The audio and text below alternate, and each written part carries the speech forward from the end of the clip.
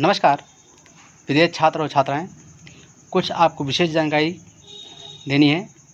ये वीडियो जो हमारी 80 की स्पीड से और 60 की स्पीड से दी गई है वो अनुपम टाइपिंग बुक से दी गई है, एक ही पैसेज पर।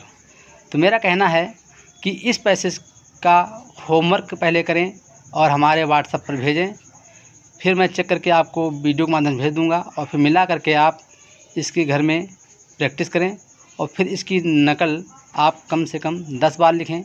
इसके बाद जो हमारी वीडियो डाली गई है 60 और 80 पर, इस पर टारगेट करें और इसी क्रम से आगे बढ़ते रहें। धन्यवाद। Ready start. जब तक हिंदी भाषी हिंदी को हृदय से स्वीकार नहीं करते तब तक वो राष्ट्र भाषा का स्थान नहीं पा सकती है।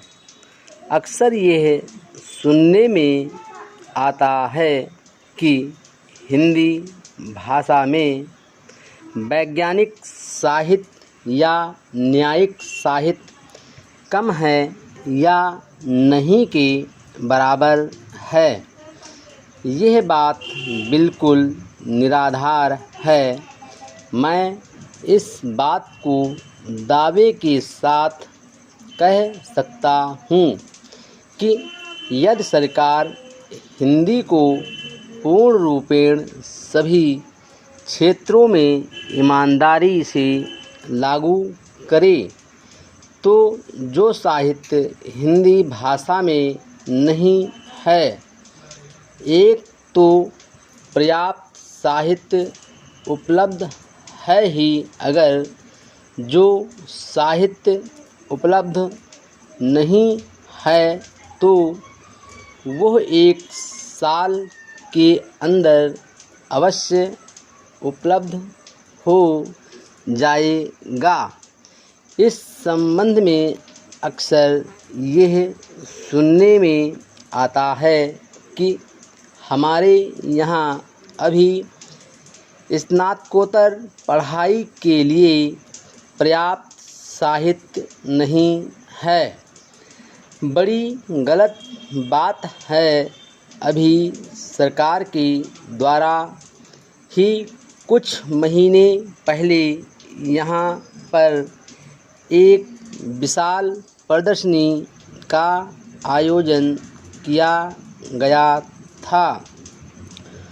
उस प्रदर्शनी में जिन पुस्तकों का प्रदर्शन किया गया था उन पुस्तकों से यह बात स्पष्ट है कि हमारे यहाँ पर वैज्ञानिक, न्यायिक और शास्त्रीय विषयों पर भी हिंदी में पर्याप्त पुस्तकें हैं। यदि श्रीमान जी मुझे इस विषय पर प्रकाश डालने का अवसर दें तो मैं इस विषय में एक उदाहरण देना पर्याप्त समझता हूँ।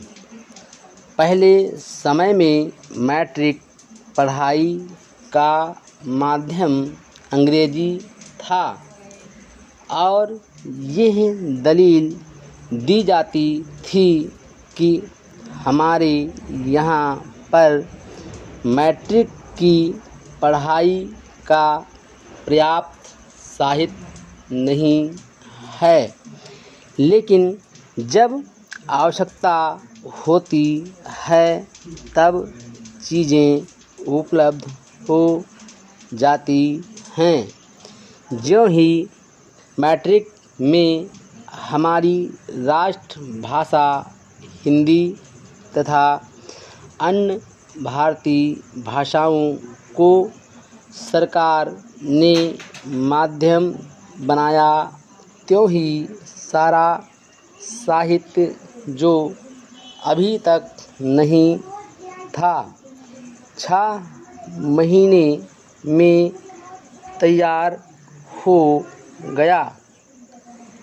इसके पूर्व भी मैं इस बात को अनेकों बार कहता रहा हूँ कि साहित्य की तैयारी की एक योजना सरकार को बनानी चाहिए और देश के विभिन्न विश्वविद्यालयों में विद्वानों को एक एक पुस्तक अलग अलग विषयों पर लिखने के लिए देनी चाहिए तथा उनसे करार कर लेना चाहिए और मेरा विश्वास है कि 1 वर्ष के अंदर कोई ऐसा ग्रंथ नहीं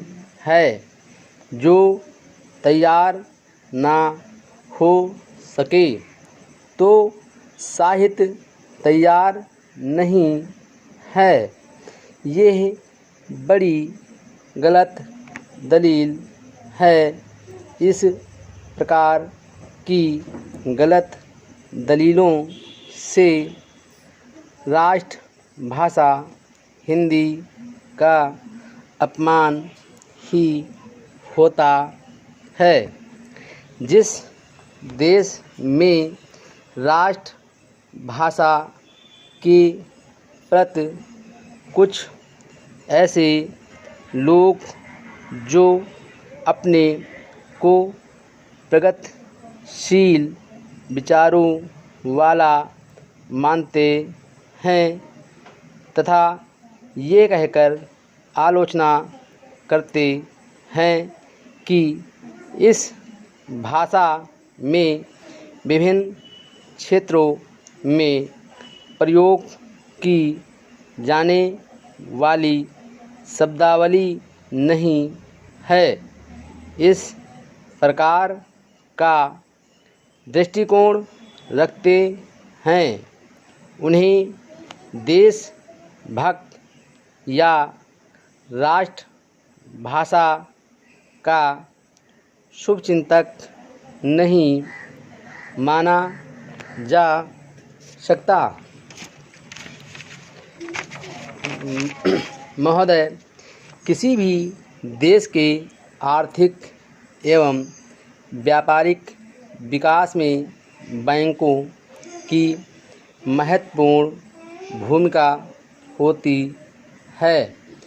बैंकों का मुख्य कार्य जनता से धन जमा करना है तथा इस धन को राष्ट्र के उत्पादक एवं सामाजिक रूप से लाभदायक कार्यों हेतु ऋण के रूप में देकर उत्पादकता में वृद्धि करना है। परंतु राष्ट्रीयकरण से पूर्व बैंक केवल कुछ चुने हुए विशिष्ट क्षेत्रों में बड़े उद्योगपतियों एवं बड़े व्यापारियों को ही ऋण सुविधाएं प्रदान करते थे, जिसके कारण केवल कुछ ही हाथों में ही आर्थिक शक्ति का केंद्रीकरण हो रहा था। वाणिज्यिक बैंक परंपरागत रूप से शहरी क्षेत्रों में ही स्थित होते थे एवं इनका मुख्य ध्येय लाभ अर्जित करना होता था। चूँकि ग्रामीण क्षेत्रों की शाखाओं से शुरू के वर्षों में लाभ नहीं मिल पाता था, अतः निजी क्षेत्र के बैंकों ने ग्रामीण इलाकों में शाखाएं स्थापित करने में कोई विशेष रुचि नहीं दिखाई। हमारे देश का कृषि क्षेत्र, जिस पर हमारी संपूर्ण अर्थव्यवस्था आधारित है एवं देश की 70% जनता अपने जीविकोपार्जन हेतु निर्भर है, उसमें भी मार्च 1968 में कुल अग्रिमों का जो इन बैंकों द्वारा दिया जाता है 22% ऋण दिया गया। इसके विपरीत बड़े उद्योगों का हिस्सा कुल अग्रिम का 60.6% था। इन आंकड़ों से स्पष्ट होता है कि कुल ऋणों का प्रमुख हिस्सा बड़े उद्योगों एवं बड़े व्यापारियों को दिया जाता था, जिससे आर्थिक असंतुलन बढ़ता ही गया। 19 जुलाई 1969 में निजी क्षेत्र के 14 बड़े व्यापारिक बैंकों का राष्ट्रीयकरण कर दिया गया। इस आधार पर ये बैंक सीधे सरकार के नियंत्रण में आ गए तथा शासन द्वारा निर्धारित नीति के अनुरूप कार्य होने लगा। 18 अप्रैल 1980 को 6 और बैंकों का राष्ट्रीयकरण किया गया। इस प्रकार लगभग 91% बैंक जमा राशि सरकार के नियंत्रण में आ गई। राष्ट्रीयकरण का सीधा तात्पर्य यह था कि बैंकिंग उद्योग पर कुछ प्रभावशाली लोगों का नियंत्रण समाप्त करना, जनता की बचतों को नियंत्रण करना, शासकीय योजनाओं को प्राथमिकताओं के आधार पर उत्पादक उद्देश्यों की ओर ले जाना और आर्थिक बदलाव के लिए बैंकों को एक माध्यम बनाना इत्यादि। इन उद्देश्यों की प्राप्ति के लिए राष्ट्रीयकरण के फलस्वरूप बैंकों के दृष्टिकोण एवं कार्यपद्धति में व्यापक परिवर्तन हुआ है।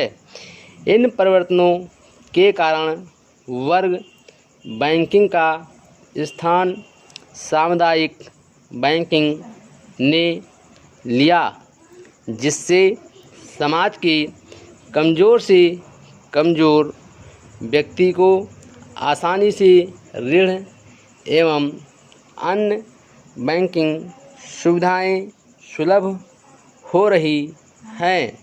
बैंक अब उपेक्षित क्षेत्रों को सरकार के निर्देशानुसार प्राथमिकता के आधार पर ऋण देने हेतु प्रतिबद्ध है। ये क्षेत्र है कृषि, लघु उद्योग, परिवहन, खुदरा व्यापार, लघु व्यवसाय, शिक्षा, उपयोग ऋण कमज़ोर वर्गों को गृह निर्माण हेतु ऋण तथा निर्यात ऋण। Full stop.